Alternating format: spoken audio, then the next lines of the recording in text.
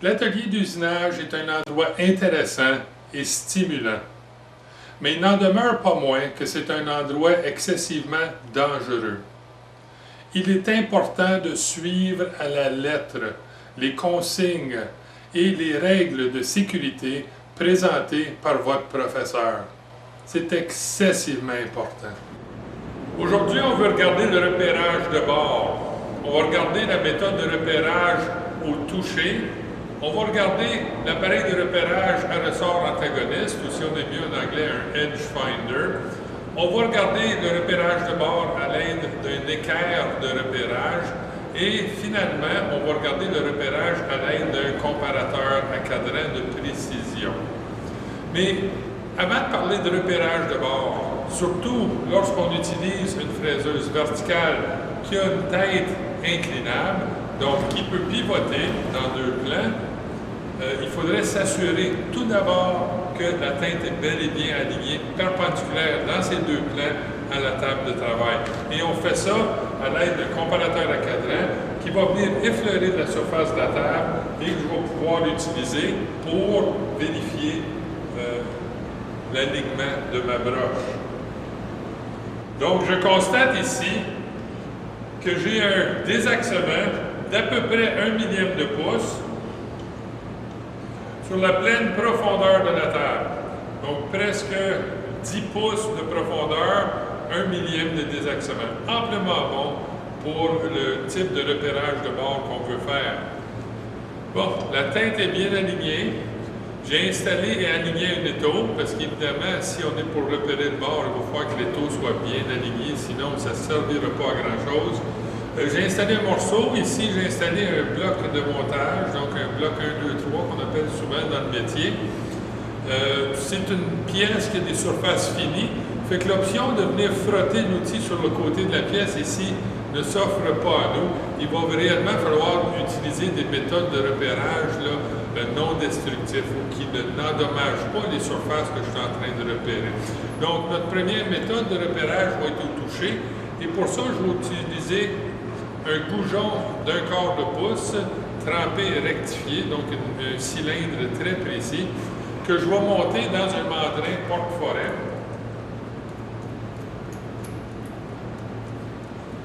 Et qu'on va utiliser pour venir repérer les deux côtés X et Y de la pièce à l'aide d'un calibre d'épaisseur. Fait que regardons ça. Donc, mon goujon est monté dans le mandrin porte-forêt. Je l'ai placé à proximité de ma pièce, mais pas en interférence.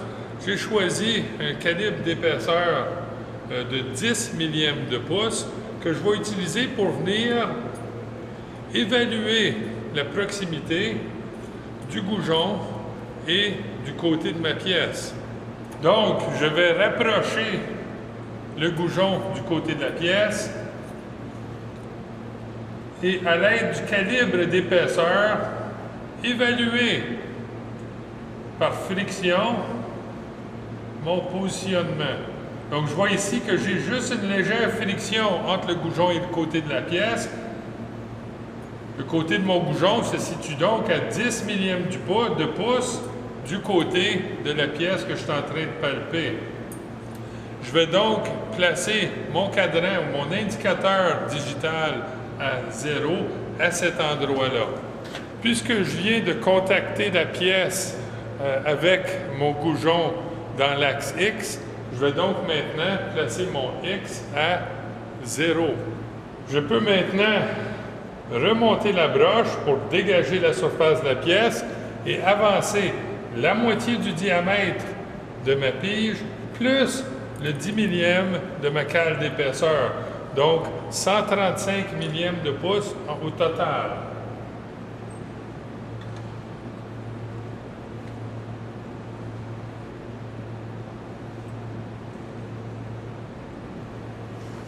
Plaçant ici mon goujon, le centre de rotation directement au-dessus de ma surface.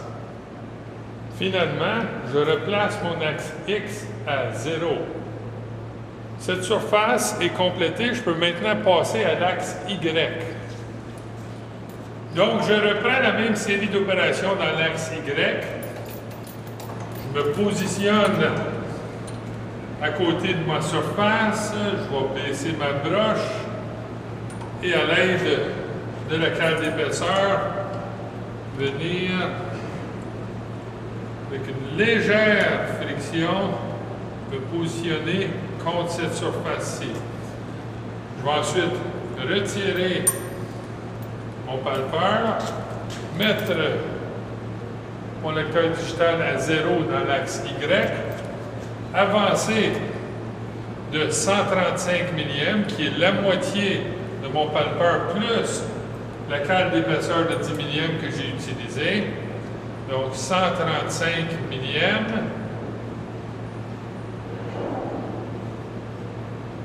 Et remettre mon axe Y à 0.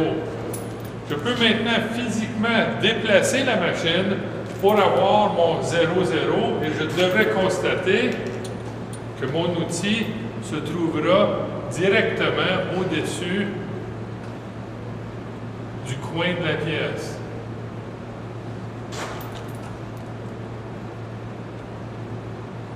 Donc 0.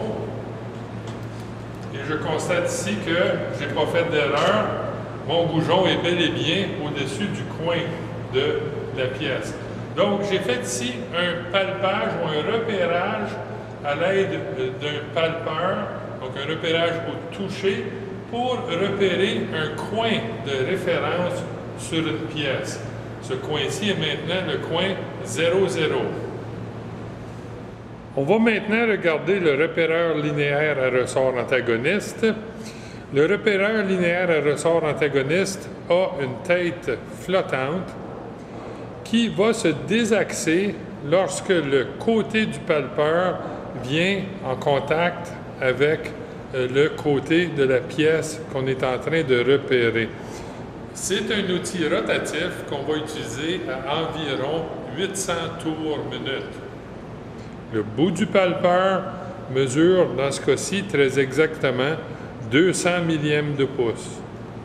On peut donc installer l'appareil dans un mandrin porte-forêt, c'est celui qui est bien serré, et venir placer le palpeur à proximité de la surface que l'on veut repérer.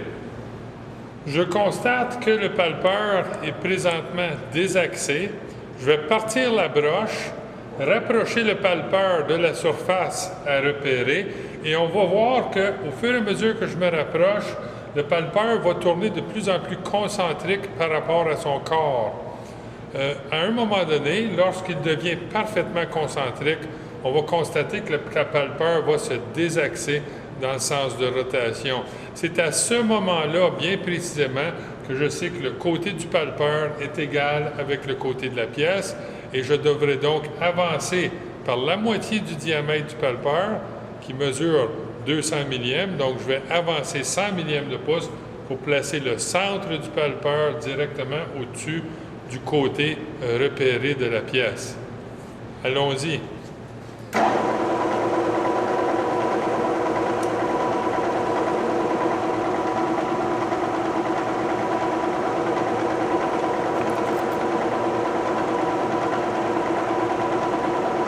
Léger contact, on s'en vient concentrique.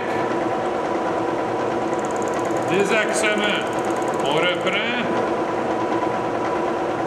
Léger contact. C'est devient concentrique. Désaxement. On peut retirer l'outil et arrêter la broche.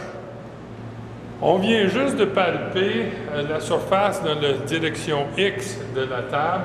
Je vais donc placer mon axe X à 0 et avancer ma table par la moitié du diamètre du palpeur, donc par 100 millièmes de pouce, pour placer le centre de rotation de la broche directement au-dessus du centre de la surface qu'on vient de palper. Je vais me remettre à 0, c'est ma surface de référence. Donc, je reprends la même opération dans l'axe Y. Je pars la broche.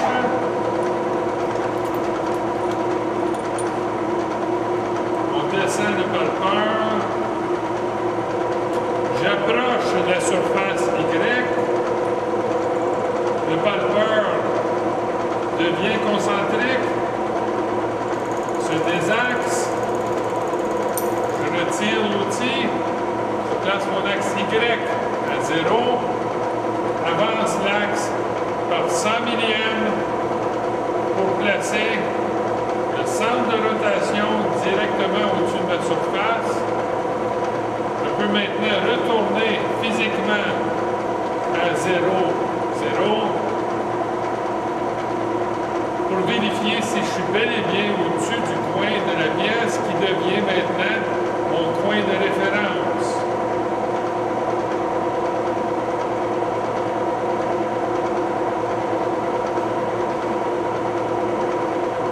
Je constate ici que mon outil est bel et bien au-dessus de mon coin. J'ai donc repéré mon coin de référence. On a vu avec ces deux premières méthodes de repérage de bord que, dans le fond, les deux méthodes se ressemblaient beaucoup. À la base, le repéreur linéaire à ressort antagoniste nous enlève l'obligation d'utiliser une cale d'épaisseur. Donc, c'est légèrement plus rapide à utiliser, mais les deux ont à peu près la même précision. Dans les deux cas, dans l'exemple qu'on vient de faire, on a repéré deux bords pour trouver un coin de référence. Souvent, il arrive qu'on puisse travailler sur le centre d'une pièce. Et si on peut travailler sur le centre, c'est encore plus simple à faire, puisque les surdimensions et les demi-diamètres de palpeur n'ont pas besoin d'être tenus en compte. On peut carrément juste aller un côté 0, venir palper le deuxième, regarder sur le lecteur digital le chiffre indiqué et revenir à la moitié. Fait que trouvons le centre de ce bloc-ci de cette façon-là à l'aide du repéreur linéaire à ressort antagoniste. Donc, effectuons un repérage de bord pour trouver le centre d'une pièce. Lorsqu'on a des pièces symétriques, c'est une façon rapide et facile de pouvoir le faire. Alors, partons la broche. On va descendre le repéreur. Venir palper un bout.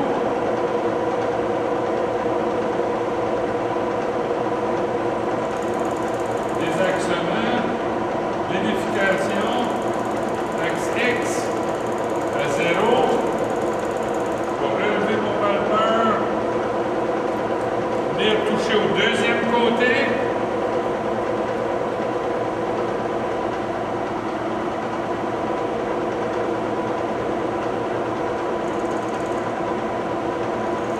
Juste ici, on regarde notre axe X. 3,194. Donc, 3 pouces, 194 millièmes divisé par 2. On va revenir à 1 pouce, 597 millièmes.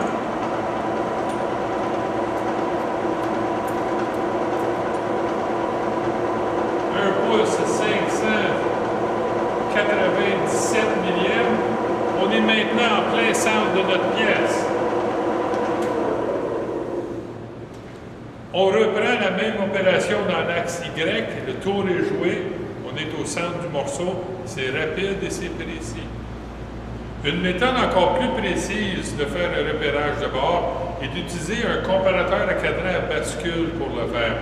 On va voir que ça ressemble un petit peu comme le centrage d'une pièce carrée dans un tour, mais avec certaines particularités. La plus grosse différence est réellement ici qu'on veut palper une surface. Et malheureusement, une surface extérieure ou intérieure sur une pièce est juste une surface. Fait qu'il va falloir ici qu'on palpe la surface de la pièce qu'on veut repérer. Et quand on vient pour faire l'envers de la surface, il va falloir qu'on utilise quelque chose comme exemple le bord de la mâchoire d'étau pour jouer le rôle du côté inverse de cette même surface-là. Si on faisait le bout de la pièce, mais je palperai le bout. Et ensuite, je mettrai une cale sur le bout pour pouvoir venir palper l'intérieur. Je commence par installer mon comparateur à cadran aiguille à bascule dans le porte-outils de la fraiseuse et à placer l'aiguille ou le palpeur du comparateur à cadran légèrement à l'angle dans le sens que je veux palper. Je le positionne ensuite avec mon axe de mouvement de la fraiseuse pour que lorsque j'effectue une rotation, je vienne juste effleurer la surface de la pièce. Ensuite, en le pivotant, je vais trouver le point le plus haut de contact. Dans notre cas, c'est juste ici, et je vais me placer à 0 à cet endroit-là. On voit que mon 0 est sur le point le plus haut. Bon, je viens de palper dans mon axe Y et placer le cadran de mon comparateur à cadran à bascule à 0. Il est très important à ce stade-ci et à ce moment-ci de placer mon lecteur digital à 0 également. Je vais ensuite déplacer ma pièce pour que mon palpeur s'aligne maintenant avec la mâchoire, qui est en réalité l'envers de la surface que je viens juste de palper. Tourner mon comparateur 180 degrés approximativement, régler mon axe Y pour pas que j'aie d'interférence et descendre mon palpeur pour qu'il vienne en contact avec la mâchoire. Je vais m'approcher et venir juste légèrement effleurer la surface. Je vais ensuite, en faisant pivoter l'outil, revenir me placer pour que mon point le plus haut soit à 0. Donc, le même 0 sur le cadran que j'avais sur l'autre surface. Ça y est, on est à 0. Je peux maintenant retirer mon comparateur de cadran, constater à quel chiffre je suis rendu dans mon axe Y, que j'avais mis à 0 lorsque mon cadran m'indiquait 0 sur le premier côté de ma surface à palper. Donc, j'ai maintenant 312 millièmes de pouce. Donc, 312 millièmes divisé par 2, ça va me donner 156 millièmes de pouce. Je vais ajuster l'axe Y pour revenir à 156 et me mettre à 0 à cet endroit-là. Je suis maintenant bel et bien au-dessus de ma surface puisque j'ai palpé les deux côtés et je suis revenu au milieu de ces deux résultats de palpage-là. Je peux ensuite reprendre les mêmes opérations dans l'axe X et finir avec mon coin de référence comme on a fait dans les deux exemples précédents. Par contre, une autre méthode de repérage de bord qui ressemble beaucoup à la troisième qu'on vient juste de voir avec le comparateur à cadran, mais qui est légèrement plus simple, c'est l'utilisation d'un équerre à centrer, souvent appelé un appareil de centrage, qui est utilisé pour rendre toute l'opération, l'utilisation du comparateur à cadran un petit peu plus rapide. Donc, l'instrument qu'on a ici a plusieurs particularités.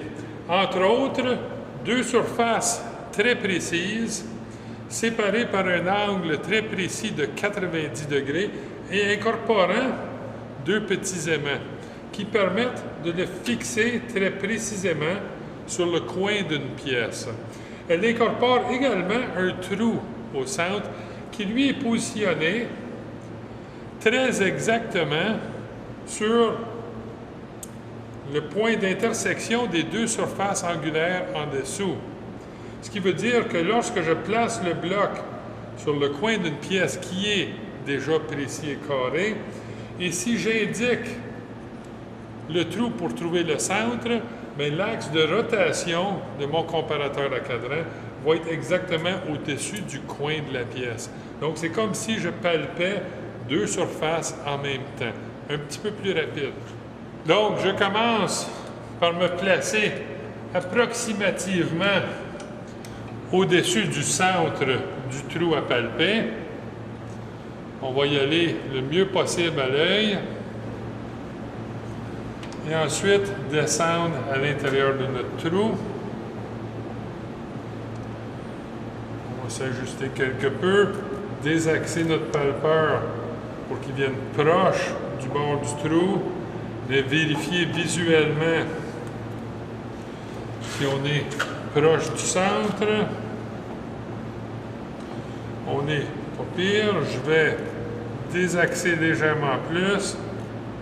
Venir juste me placer à l'intérieur pour voir l'indication de mon cadran. Donc, je monte assez sérieusement ici. Je vais redescendre. Remonter un petit peu ici. La moitié de la différence des deux bords. La même chose qu'on a vu quand on centre une pièce cylindrique sur la fraiseuse. Je reviens, je me replace à 0. Je vérifie. 0, 0, 0. Je suis au centre. Bon, puisque je suis au centre, je peux maintenant placer mon lecteur digital à 0 dans son axe XY et j'ai repéré très précisément mon coin ou le coin de la pièce, le point de référence du projet. On a vu 4 méthodes, 2 premières qui se ressemblaient, les 2 dernières se ressemblaient également, mais 4 méthodes différentes pour repérer le bord d'une pièce. C'est à vous, comme professionnel de la fabrication, de décider laquelle des 4 va s'appliquer. On n'utilise pas nécessairement la méthode la plus précise à chaque fois. Il faut choisir dépendant de l'état de surface, la précision, la tolérance de l'opération effectuée. Un exemple serait que d'utiliser cet appareil très précis de repérage de bord pour repérer un coin de référence sur une pièce brute très rugueuse en surface, bien, ce serait dommageable pour l'outil et vraiment une perte de temps, puisque évidemment, un simple repérage au toucher sur une pièce brute très rugueuse et imprécise suffirait. Donc, on choisit la méthode qu'on veut utiliser dépendant de la tolérance, l'état de surface et la précision à laquelle on doit travailler sur ce projet-là. Bon repérage.